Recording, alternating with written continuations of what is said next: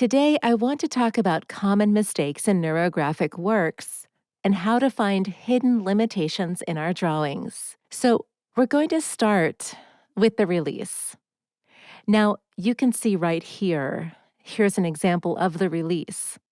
I want you to notice that it's partially rounded off. So many newcomers who are just starting to draw neurographics don't have the skill and the habit it takes to see all the intersections. So they round off the release only partially, right? They can miss some fragments and not round them off because their eye is not yet trained to notice them. That's the first thing. The second thing is that when we do the release, it goes in such a quick and intense way that in some parts, the line is less intense in color. Some lines are bolder, some lines are fainter. Then, when we start rounding off the intersections, we get sort of stars like this. They appear very bright compared to the lines that are less intense in color. So, to have a holistic perception, you want to be sure to always go over these lines because we have our mirror neurons working, and it's crucial for our drawings to look coherent and unified.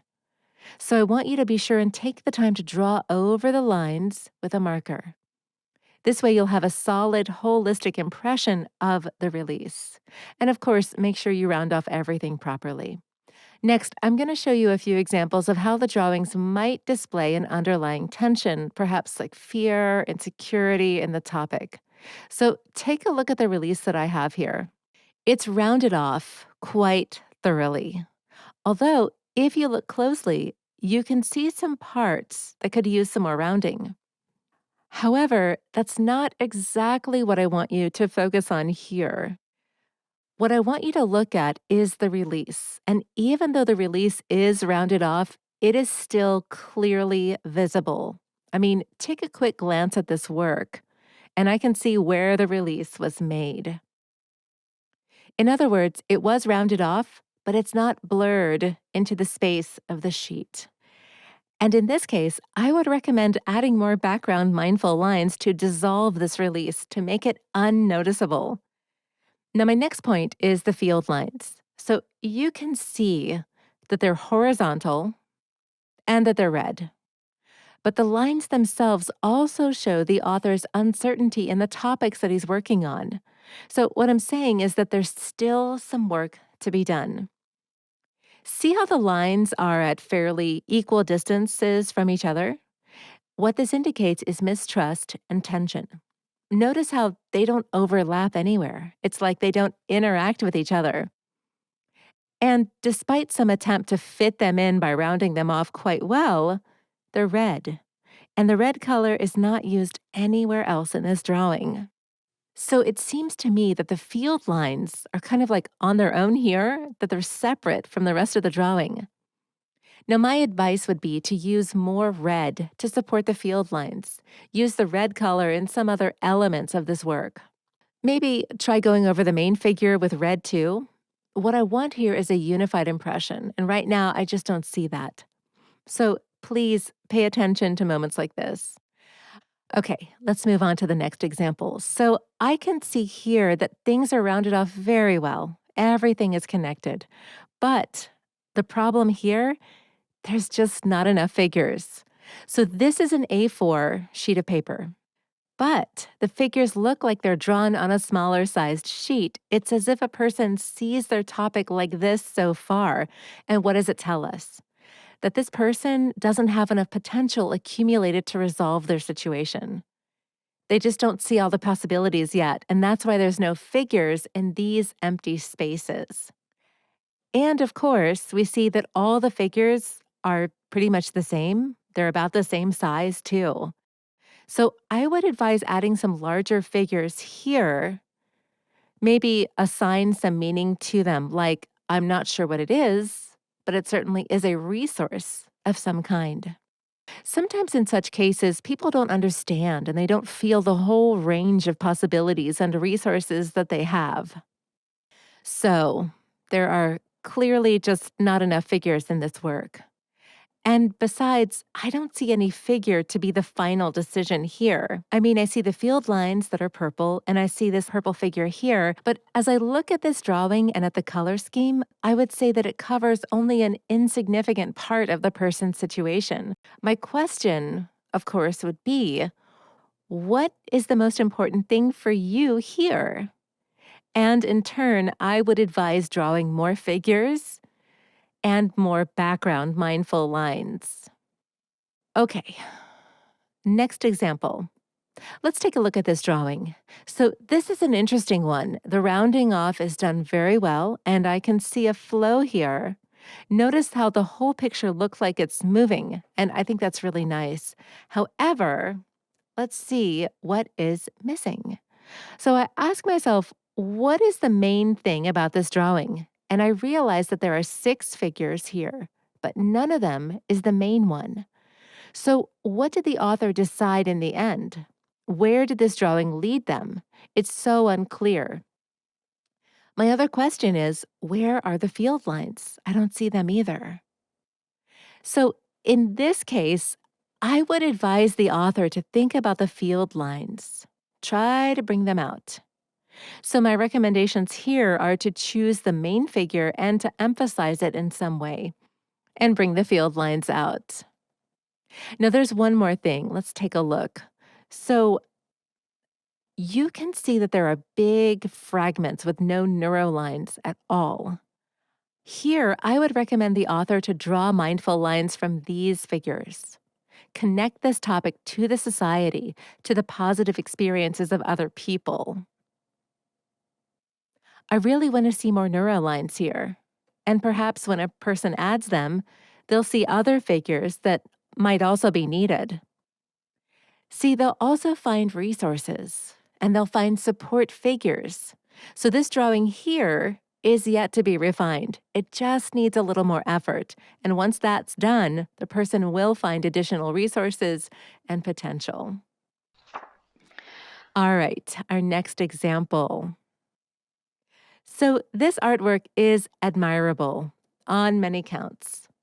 I really like the colors, the archetyping. Notice that the coloring is done very well here. I see no standalone colored fragments. Look how each color is supported in different parts of the drawing, and there's like a flow feeling too. But what is missing? Once again, it clearly lacks the main figure. I mean, none of these figures look like the centerpiece to me. I can't see the solution that the author found when they drew this picture. And I can't see the field lines either. That is, I don't understand which of these lines are the field lines. You can see many lines in the drawing, and they're spaced out very evenly as well. But what I don't see here are the leading lines, the strong support lines. But I must say that the first steps of the algorithm are very well done. It just only needs the main figure and more prominent field lines. All right, let me show you a few drawings made by neurographics beginners. I'd like to have you take a look at this figure right here with some identical elements inside. So, what does this tell you? If you ask me, it's repetitive tension within the topic that a person is working on. When I see figures like this, I always ask, what does this figure mean to you? What is it about? It could be an area of life, it could be a person, maybe a resource. And within this circle right here, I see 2 types of tension. This is how it looks to me. See, repeating identical elements within one figure.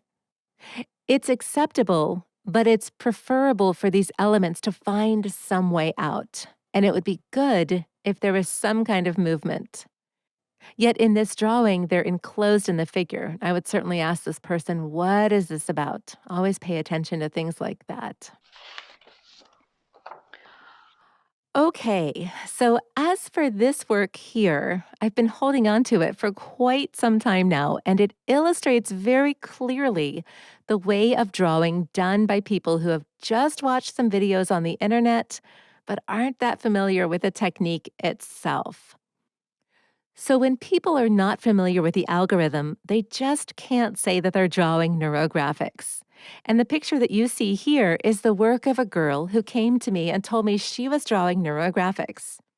She just watched some videos on the internet, and the only thing she learned from those is that you have to round things off. Now, if you look a little closely, you can see some decent rounding. But let's go a little deeper. Apart from the rounding off, there's nothing really neurographical about this picture. I mean, this drawing could function in terms of art therapy, I guess it could. After all, when you work with color, when you find a way to reflect on your situation, it always is going to lead to some kind of a result. But this is not neurographics. So, what can I observe here? Notice these tensions in some areas. And I would ask, what's this about? And this, that, or that one. I'm talking about all this tension. With this approach, even this kind of work can be researched in some way, but still I see no main figure or background mindful lines here. I'm not even sure that this person knew what those things are. Now, why would I show you a drawing like this? Because even those familiar with the technique sometimes color their drawing in about the same way. Like this beautiful, colorful patchwork rug. I mean, look at all these. So many bright, contrasting colors, so many shades. And yes, it's so colorful and it may be beautiful, yes. But when we take a closer look, we have no movement, no flow whatsoever. And I don't even know what the main thing here is. And I want you to avoid coloring this way. Don't try to use your entire palette, every shade of pencils and markers and fine liners that you have. Of course, when it comes to this kind of drawings, my recommendation is to study the algorithm, study the technique. If you want to draw neurographics, be sure you do it right. That is the only way to get results. Here is another work by the same author, and you can notice that it's the same coloring style here. Still, I want to make a different point with this drawing. Clearly, the person drew herself and important areas of her life. Notice that these figures, the me figure and the areas of life figures, are thoroughly neurographed and rounded off. However, without detailed knowledge of the method, the person couldn't go with neurographics any further. Now, what is my point? If you want to activate important areas of your life, to explore them, to find new opportunities and new solutions or resources, you have to go through these figures with the neurographic line. You have to go inside. I mean, it's not just enough to draw a neural line around the figure. The lines must run through the figures as well. Now, in this example, we can see that only the field lines go through the figures. And besides, I don't see any background mindful lines here. There's none. Anyway, it's obvious that this drawing was made by a beginner, and a beginner who is not familiar with the technique. So please just keep this in mind and try to avoid such mistakes. I hope you'll find this video helpful. Be sure to join my Neurographics course to learn the right techniques and bring amazing transformations into your life. Please find the link below the video.